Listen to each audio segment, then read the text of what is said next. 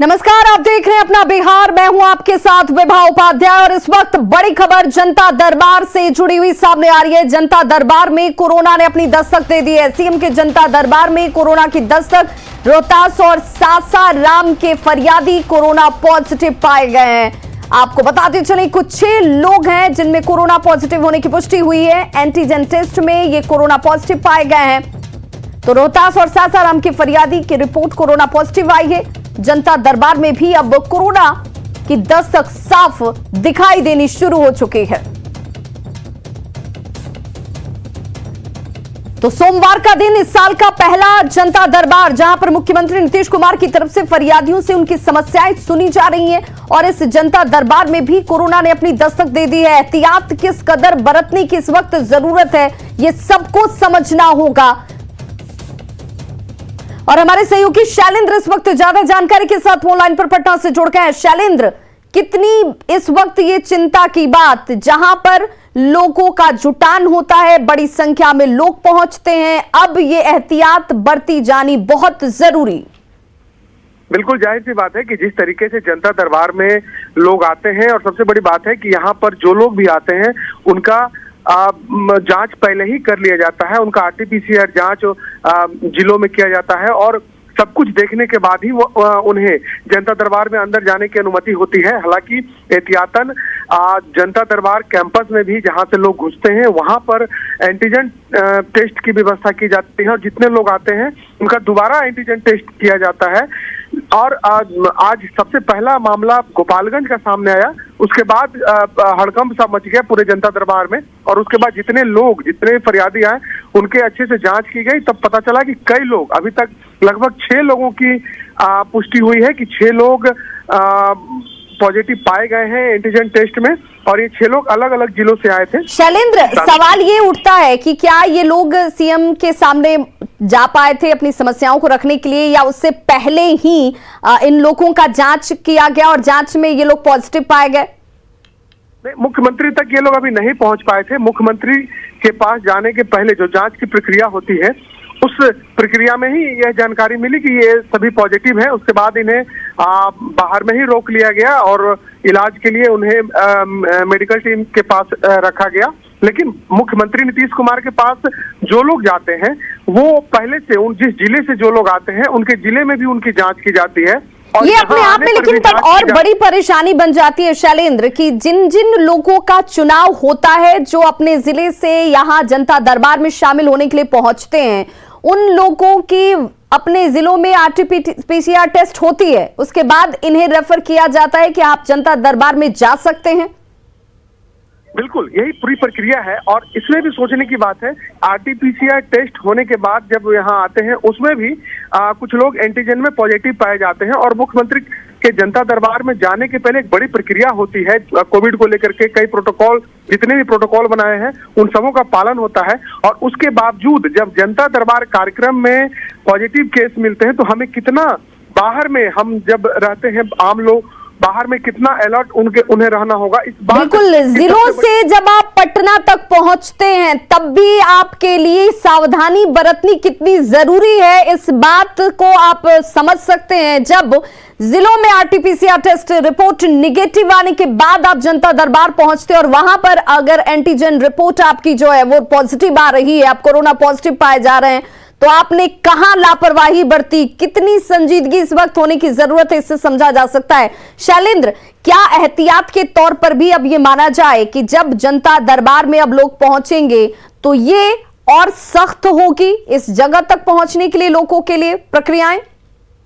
बिल्कुल, प्रक्रियाएं और सख्त करनी ही होंगी और सभी जो गाइडलाइन है उसे भी सख्ती से फॉलो करने की जरूरत है। जनता दरबार ही नहीं, हर जगह पर, और खास तौर पर जनता दरबार कार्यक्रम में मुख्यमंत्री नीतीश कुमार पहले जिस तरीके से लोगों से मिलते थे, बड़ी भीड़ होती थी, वो अब नहीं होती है। मीडिया में भी सीमित लोगों को अंदर में जाने की अनुमति दी गई है। पुलिसकर्मी भी सीमित संख्या में मौजूद होते हैं। इन सब के बावजूद, पूरी जांच प्रक्रिया के बावजूद, जब कुछ लोग पॉजिटिव पाए जाएं, जो फरियादी अलग अलग जगहों से आ रहे हैं, अलग अलग जिलों से आ रहे हैं, वो पॉजिटिव पाए जाते हैं, तो जाहिर सी बात है कि आगे जो जनता दरबार कार्यक्रम बिल्कुल। अब ऐसे में इन 6 लोगों के जिनके एंटीजन टेस्ट कोरोना पॉजिटिव आई है, इन 6 लोगों के अब कांटेक्ट को भी देखना होगा, उसे भी जांचना होगा। ये 6 लोग कहां से हैं शैलेंद्र? चूंकि पहला केस आपने बताया कि गोपालगंज का आया, जिसके बाद सभी की जांच और ज्यादा सख्ती से की गई। ये 6 लोग कहां से? जी देखिए, अभी तक जो जानकारी मिली है ये 6 लोग में से गोपालगंज से हैं, सासाराम से हैं, नवादा से हैं। हालांकि पूरी जानकारी अभी आनी बाकी है, अंदर से कौन लोग थे, क्या नाम है उनका, क्योंकि जो जनता दरबार कार्यक्रम के अंदर अभी फिलहाल किसी को भी जाने की मनाही है। और जो लोग पॉजिटिव पाए गए हैं उन्हें जो यहाँ पर डॉक्टरों की टीम है उनके द्वारा उनका इलाज भी किया जा रहा है और उन्हें क्वारंटाइन करने की भी व्यवस्था की जा रही है। तो पूरी जानकारी भी अंदर से जनता दरबार से आ रही है। लेकिन कई जिले हैं, गोपालगंज है, सासाराम है, नवादा है, इन जिलों के नाम अभी तक सामने आए हैं जहाँ के फरियादी एंटीजन टेस्ट में पॉजिटिव पाए गए हैं। जी शैलेंद्र, लेकिन अब चूंकि ये जब फरियादी मुख्यमंत्री के जनता दरबार में शामिल होने के लिए पहुंचे थे, जिन प्रक्रियाओं को फॉलो करने के बाद ये यहां तक पहुंचेंगे, उनके कांटेक्ट में बहुत सारे लोग आए होंगे, वहां पर जो बहुत सारे अधिकारियों को डिप्यूट किया गया है इन कार्यों के लिए, वो भी आए होंगे। तो क्या अब इनकी भी जांच कराई जाएगी? इनके रहने को लेकर या इनके कांटेक्ट ट्रेसिंग को लेकर किस तरह से अब चीजें होंगी? बिल्कुल जाहिर सी बात है, क्योंकि अब हर एक जिले से एक बार में एक साथ कई लोग आते हैं। पहले जैसा नहीं कि अलग अलग लोग आते हैं। अब जिला पदाधिकारी के द्वारा इसकी व्यवस्था की जाती है, बसों में या फिर गाड़ियों में एक साथ सबको लाया जाता है और उनके साथ अधिकारी भी मौजूद होते हैं, पुलिस के जवान भी मौजूद होते हैं। तो जिन जिन जिलों से जो लोग आए हैं उन सब जिलों से आए सभी लोगों की जांच की जा रही है। वहां देखा जा रहा है कि जिनके साथ वो बैठकर गाड़ी में आए हैं उनकी क्या स्थिति है। तो ये पूरी जो जांच की प्रक्रिया है फिलहाल इस वक्त जारी है। और खास तौर पर देखिए, सबसे बड़ी बात है कि इन लोगों की जांच पहले भी होती है और यहाँ आने पर भी ये लोग पॉजिटिव पाए गए हैं, इसलिए सतर्क रहना काफी जरूरी है। और खास तौर पर मुख्यमंत्री का जनता दरबार में जहाँ पर काफी जांच के बाद लोग जाते हैं, वहां पर भी इस तरीके से केस मिल रहे हैं, तो उसका मतलब साफ है कि अब हमें सतर्क रहने की जरूरत है। बिल्कुल शैलेंद्र, आप तमाम जैसे जो लोग मीडिया कर्मी भी हैं उन्हें भी सावधान और सतर्क रहने की जरूरत है। इन परिस्थितियों में रिपोर्टिंग करना अपने आप में बहुत चैलेंजिंग होता है, सावधानी का ख्याल आप भी जरूर रखें। और ऐसे में मैं ये जानना और समझना चाहूंगी, जो लोग जिन जिन जिलों से यहां तक पहुंचे हैं, अगर अब इन्हें आइसोलेट किया जाएगा, इनकी RT-PCR जांच होगी, उसके बाद रिपोर्ट तक का इंतजार होगा, तो ये लोग कहां रहेंगे, कैसे इनकी ट्रेसिंग भी होगी? और अब यहां पर जो लोग मुख्यमंत्री तक पहुंच रहे हैं उन लोगों के बीच किस तरह की हलचल है, किस तरह की चर्चा चल रही है? देखिए, यहाँ पर जैसे ही पहला मामला गोपालगंज जिले से मिला, उसके बाद से ही हड़कंप समझ गया और जितने लोग आए थे या फिर जितने लोग यहाँ बाहर में मौजूद थे, सुरक्षाकर्मी से लेकर तमाम लोगों की फिर से जांच की गई, जिसमें अभी तक जो जानकारी मिली उसमें 6 लोग पॉजिटिव पाए गए हैं। साथ ही साथ उनके साथ में जो लोग आए हैं अलग अलग जिलों से, उनकी भी जांच की जा रही है। और जो लोग पॉजिटिव पाए गए हैं उन्हें फिलहाल उनके क्वारंटाइन करने की व्यवस्था की जा रही है। जो मेडिकल टीम है वो उनसे लगातार संपर्क में है। और साथ ही साथ जनता दरबार के अंदर जो जानकारी मिल रही है वहां भी काफी सख्ती से जो गाइडलाइन है कोविड के, उसे फॉलो करने का निर्देश अधिकारियों के द्वारा दे दिया गया है, क्योंकि वहां मुख्यमंत्री सहित तमाम सरकार के बड़े अधिकारी मौजूद हैं। और आज का जनता दरबार काफी महत्वपूर्ण होता है पहले महीने के पहले सोमवार में, जिसमें आपराधिक मामले से लेकर जमीनी विवाद और मद्य निषेध, खनन विभाग। बिल्कुल, बहुत बहुत शुक्रिया शैलेंद्र तमाम जानकारी के लिए। तो देखिए, इस वक्त ये चिंता का विषय भी है किस तरीके से यहां पर संक्रमण बढ़ता हुआ। मुख्यमंत्री नीतीश कुमार ने कोरोना को लेकर सख्ती के अब संकेत भी दे दिए हैं। कल बैठक के बाद पाबंदियां लागू करने का फैसला जो है वो बेहद महत्वपूर्ण होगा, जो लिया जाएगा बैठक के बाद 5 से 7 दिनों के लिए ये फैसला आपके सामने आ सकता है, जिस पर सबकी निगाहें टिकी हुई हैं। 5 से 7 दिनों के लिए निर्देश पहले जारी होंगे। सीएम नीतीश ने कोरोना को लेकर सख्ती के अब साफ तौर पर संकेत दे दिए हैं। हम लोगों का निर्णय है वो 5 तारीख तक पहले से है, तो इसके बारे में कल बैठक होगी शाम में। और हमने कल ही लोगों को कह दिया है कि आज सब जगह की समीक्षा करिए आज, और कल इसके बारे में बैठक करके आगे क्या क्या हम लोगों को करना है उसका निर्णय लिया जाए। पाबंदियां लगानी तो कल ही जो भी करना है वो कल निर्णय होगा और उसके बारे में अब वो आगे तो हमने कह दिया है कि भाई आप 7 दिन के लिए अगला, चूंकि रोज रोज रोज बढ़ रहा है ना, तब एक बार अगर 7 दिन के लिए करिएगा, ज्यादा लंबा समय करे तो अभी नहीं कर सकते हैं, बहुत तेजी से आगे बढ़ जाएगा, तो बहुत जल्दी और कुछ करना पड़ेगा। इसलिए कुछ ही समय के लिए भी 1 सप्ताह या 5 दिन जो कुछ भी आपको लगे, कल बैठ करके फैसला करना पड़ेगा और फिर जो सब चीज पर नजर रखते हुए और आगे जो कुछ भी करना है किया जाएगा। तो इसीलिए तो समझिए इस वक्त आपकी सावधानी कितनी जरूरी है, क्योंकि बिहार में तेजी से कोरोना के बढ़ते मामलों में पटना से हैरान करने वाली तस्वीरें सामने आ रही हैं। बीजेपी के सभी मोर्चा की संयुक्त कार्य समिति की बैठक में कोरोना के नियम है, उन नियमों की धज्जियां उड़ाई गई। पाबंदियों के बावजूद देखिए लोग लापरवाह नजर आए। पदाधिकारी के चेहरे पर न तो मास्क नजर आई, न ही बैठने में सोशल डिस्टेंसिंग का पालन किया गया। बड़ी बात यह रही कि पटना के रविंद्र भवन में आयोजित इस कार्यक्रम में स्वास्थ्य मंत्री मंगल पांडे भी पहुंचे हुए थे।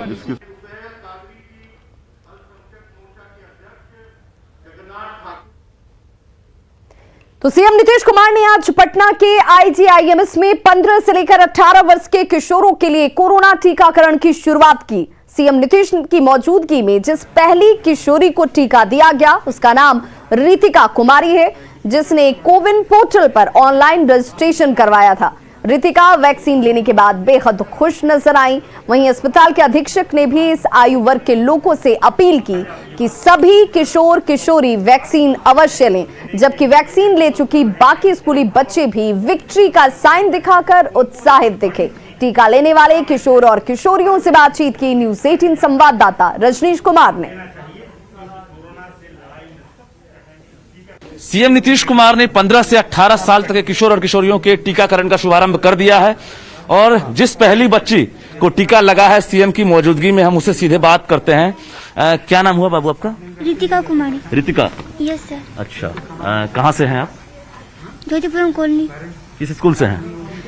राजकीय कन्या उच्च माध्यमिक विद्यालय। अच्छा, क्या बोले मुख्यमंत्री जी? टीकाकरण सही से लगाना और कोई प्रॉब्लम नहीं है ना, तो हम बोले नहीं। कितना इंतजार हो रहा था टीकाकरण का? लग रहा होगा ना कि टीका लग जाए तो हम सुरक्षित हो जाएंगे। Yes sir.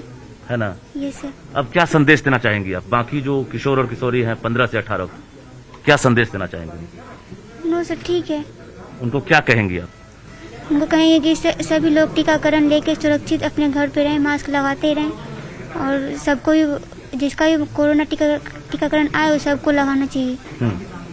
कोई दर्द तो नहीं हुआ? नो सर, कुछ भी नहीं। बाकी से भी कहिए। टीकाकरण लगाने से मतलब ज्यादा दर्द नहीं होता है, सुरक्षित रखा जाएगा। पहले स्कूल जा रही होंगी तो एक डर होगा मन में कि बड़ों ने टीका ले लिया और हम लोग ने नहीं लिया है, लेकिन अब एक मजबूती आ रही है। Yes sir. क्या? कि अब हम सुरक्षित हैं, कहीं भी जाएंगे तो कोरोना नहीं हो पाए। जो टीकाकरण है उसके महाअभियान की शुरुआत हो गई है, सीएम नीतीश कुमार ने आगाज किया है और इसके साथ साथ पहले दिन आईजीएमएस में 20 किशोर और किशोरी, तो बाकी बिहार में भी जो 2801 सेंटर है वहां पर भी टीकाकरण अभियान शुरू हो गया है। अगर आपका भी नंबर है तो आप मिस नहीं करिए, हर हाल में टीका लेकर सुरक्षित रहिए। कैमरामैन दीपक के साथ रजनीश कुमार, न्यूज़ 18 पटना। तो बिहार समेत देश भर में 15 से लेकर 18 साल के किशोरों को कोरोना का कवच दिया जा रहा है। पटना में सीएम नीतीश कुमार ने किशोरों के लिए टीकाकरण की शुरुआत की। सीएम की मौजूदगी में रितिका को टीका लगाया गया। वहीं पटना के अलावा जमुई, बांका, नवादा और सासाराम समेत राज्य भर के किशोरों के वैक्सीनेशन की शुरुआत आज से हो चुकी है। आपके टीवी स्क्रीन पर इस वक्त 5 तस्वीरें आप देख रहे हैं पटना, जमुई, बांका, नवादा और सासाराम की, जहां पर वैक्सीनेशन को लेकर किशोरों ने विक्ट्री साइन दिखाई, खुशी जाहिर की। उन्होंने कहा कि अब हम भी सुरक्षित हैं। बड़ी संख्या में लड़के और लड़कियां टीका लेने के लिए केंद्र पर पहुंचे हुए हैं।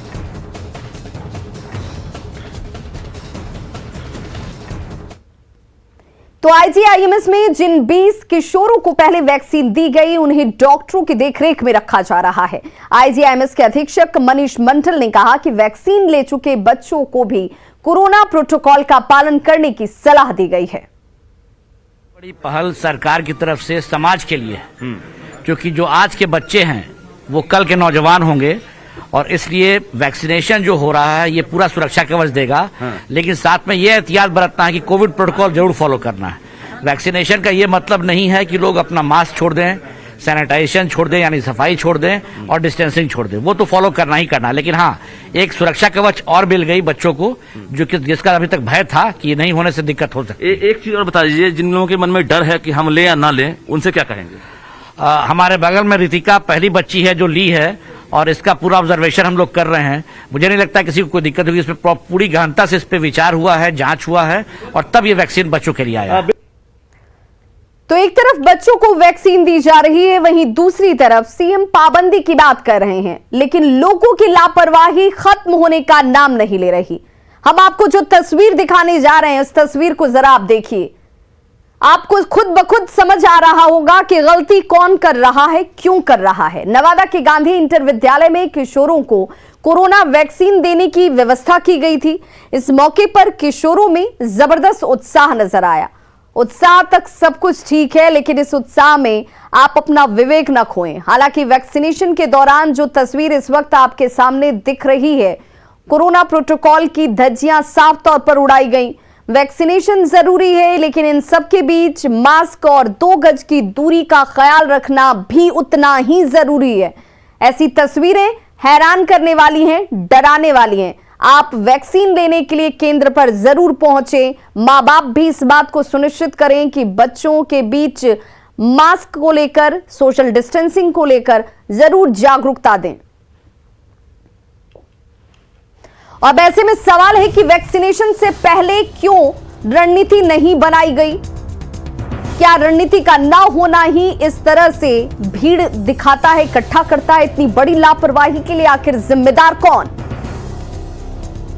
क्या कोरोना की भयावहता से लोग अनजान है क्या? प्रबंधन अनजान है क्या?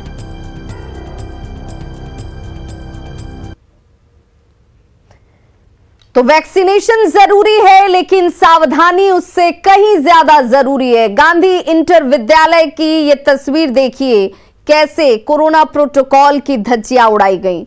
यहां पर किशोरों को सुरक्षित करने के लिए कोरोना का कवच टीके के तौर पर देने के लिए आज से अभियान की शुरुआत हुई है, लेकिन यहां पर सोशल डिस्टेंसिंग तार तार होती नजर आई।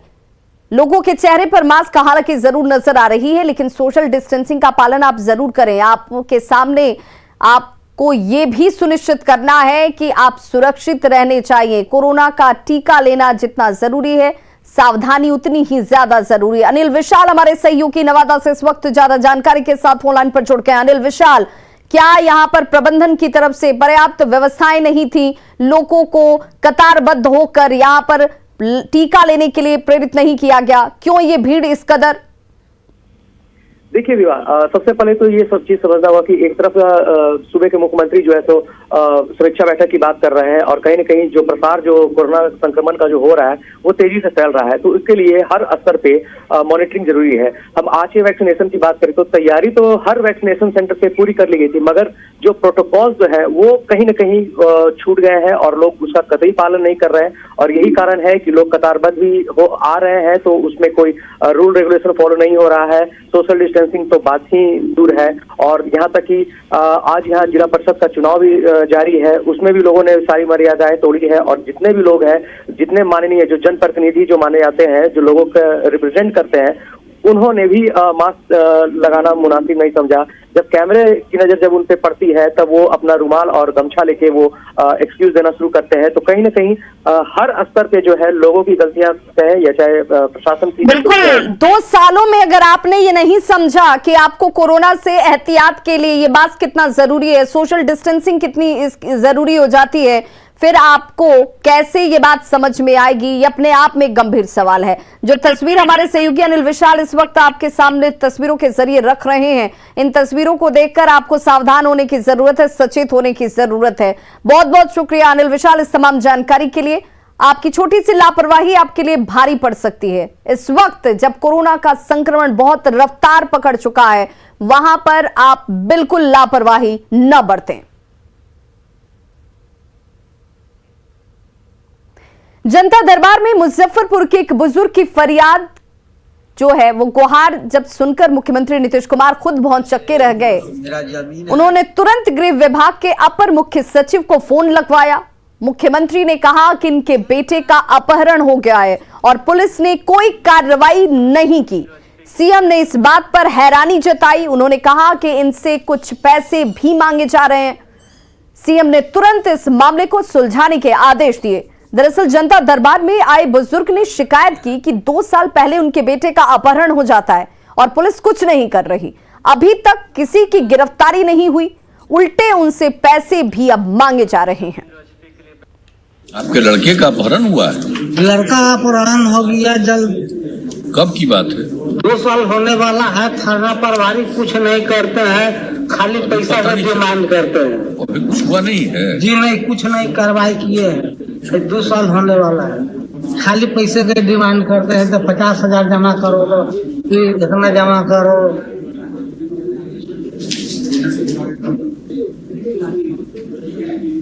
लगाओ तो जरा नहीं, उसके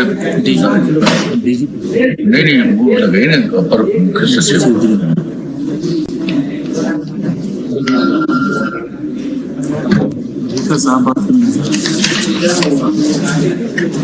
हेलो, अरे ये आए हैं एक सज्जन मुजफ्फरपुर से, करें इनके लड़के का अपहरण 2 साल पहले हो गया 20 में, और अभी तक कोई कार्रवाई ही नहीं हुई है, न पकड़ाया है न कुछ किया है।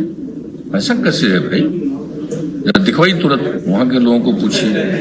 ये तो और कह रहा है कि वहां तो कुछ पैसा कौन मांग रहा है, क्या कर रहा है, तुरंत देखिए जरा इमीडिएटली। तो खबरों का सिलसिला लगातार जारी है। आप देखते रहिए न्यूज़ 18 बिहार झारखंड।